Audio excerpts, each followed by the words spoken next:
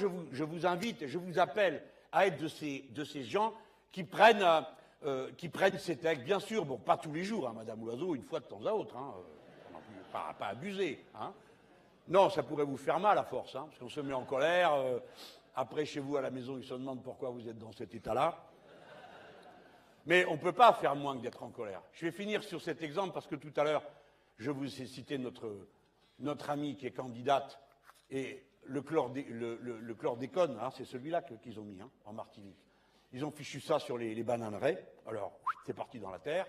De la terre, c'est parti pour les gens. Résultat, la Martinique, record mondial des cancers. Vous êtes sûr? Ouais, c'est comme pour le glyphosate. Ce n'est pas sûr. Ah bon? Eh bien, nous, on pense que si. On pense que c'est sûr et que vous avez pris une décision terrifiante. Alors, on me dit, les paysans, ils ne vont pas être d'accord avec vous, monsieur Mélenchon. Mais nous, on n'est pas en train de regrouper des clientèles électorales. On est en train de rechercher ce qui est la mission de la citoyenne et du citoyen. Quel est l'intérêt général? C'est ça notre sujet. Et il se trouve que l'intérêt général n'est pas la somme des intérêts particuliers. Parce que les intérêts particuliers, dont les libéraux nous disaient tout ça, ça finit par s'équilibrer, ça aboutit à ce résultat, que les très puissants vous imposent du glyphosate. Et qu'ils ont décidé au Parlement européen qu'il y en avait encore pour 5 ans. Et que le président de la République a commencé par vous dire, il vous a menti, rappelez-vous, il vous a dit, je vais supprimer ça dans 3 ans.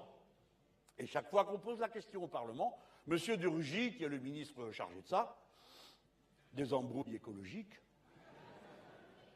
vous fait des réponses absolument hallucinantes, et quand il a fini de parler, tout le monde est persuadé qu'on va interdire le glyphosate. Ce n'est pas le cas. Le président lui-même, après avoir dit « je vais l'interdire », a dit « bon, écoutez, vous me demandez est-ce qu'on va interdire en 3 ans ?» Vous savez, ces gens-là, ils ont un art incroyable. Est-ce que vous allez l'interdire en 3 ans? Eh bien, j'assume, ce n'est pas possible. Eux, quand ils ont dit « j'assume » en général, c'est pour cacher un gros caca quelque part, hein, dire « oui, oui, bon, ben, d'accord, ben, c'est naturel, hein, voilà. » Mais oui, il assume, mais on ne lui demande pas d'assumer, on lui demande d'interdire. C'est pas pareil. Interdire parce que c'est dangereux. Et si les paysans ne peuvent pas utiliser cette matière, qui les tue eux d'abord les premiers? On comprend que ça nécessite plus de travail physique et humain. Nous, on n'est pas des bêtes. On sait ce que ça coûte le travail. Alors, si ça coûte plus de travail, ça veut dire que ça va prendre plus de temps et ça va donc coûter plus cher. Mais est-ce que ça vaut la peine de payer plus cher si c'est pour manger sans être malade? Bien sûr que ça vaut la peine. Il n'y a donc qu'une conclusion. Si vous voulez que les paysans travaillent sans glyphosate, il faudra les payer davantage. Et si vous devez payer davantage les paysans, il faudra pour ça payer davantage les salariés, parce que c'est eux qui achètent les produits des paysans. Cessez de ruiner les gens, de les prendre à la gorge.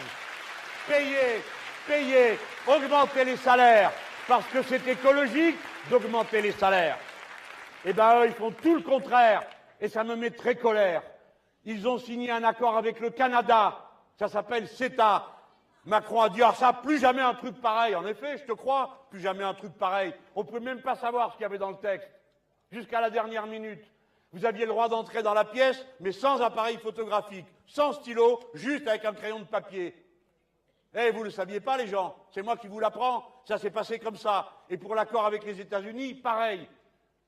Et le gars, qu'est-ce qu'il dit? Ah, plus jamais ça, c'est une honte. Ouais, c'est une honte. Du coup, il retourne au Conseil des ministres européens, et ce jour-là, il y en a un qui dit, écoutez, si on continue à voter les traités dans chaque pays, on n'est pas sorti, puis il y en a toujours un qui va dire non. Très bien, qui sait que pour on n'est plus jamais, on discute dans les parlements nationaux des traités internationaux, levez la main. Boum! Tous les Playmobil lèvent la main.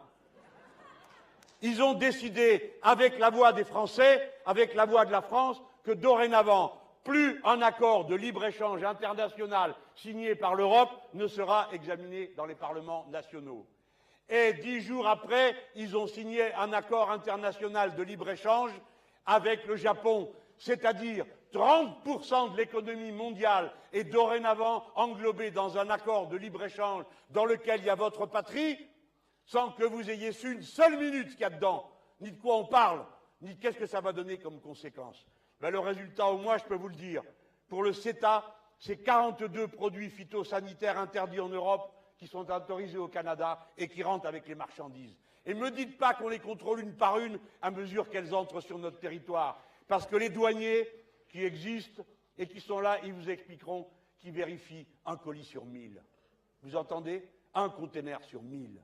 Ça veut dire que ça rentre comme ça veut, avec ce qu'il y a dedans, et qu'après, à la fin, c'est vous qui le mangez. C'est vous qui vous en servez, et vous n'êtes pas au courant. De la même manière, avec tous ces accords, chaque fois, vous ne savez jamais quelle est la proportion des décisions qui sont prises et qui peuvent être nuites. Vous dites, monsieur Mélenchon, n'exagérez pas, après tout, c'est des gens comme nous, ils ont aussi des gosses, eux aussi ils respirent l'air, on se demande si on respire le même air. Ils sont comme nous, ils ne vont pas vouloir des choses qui ne sont pas bonnes.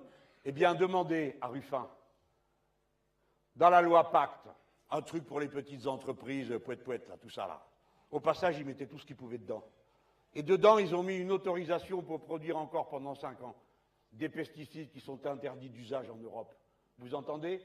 Les Français sont en train de se comporter comme des criminels en produisant des produits qui sont interdits pour eux, mais qui vont exporter chez les pauvres gens qui n'ont pas des lois qui les protègent. Voilà la honte! Voilà qui sont ces gens qui viennent faire la morale, traités de fous laineuses, agressives, des braves gens qui, eux, seraient prêts à faire des efforts, tant et plus, et qui en ont déjà fait tant et plus pour le bien des autres. Voilà ce qui est aussi en jeu. Qu'est-ce que vous voulez encore une fois? Pas vous, les gens, on est d'accord entre nous. Mais c'est ça qu'il faut dire autour de nous. Encore, élire, c'est bien peigné, c'est parfumé, qui vous donne l'impression de tout savoir et d'avoir tout compris, mais qui vous mentent sans vergogne, qui utilisent le pouvoir qu'on leur confie, non pour militer pour l'intérêt général et le bien commun, mais pour satisfaire et libérer les énergies des entreprises, de la flexibilité, crédibilité, mobilité, modernité, imbécilité, crétinité, cupidité, égoïsme.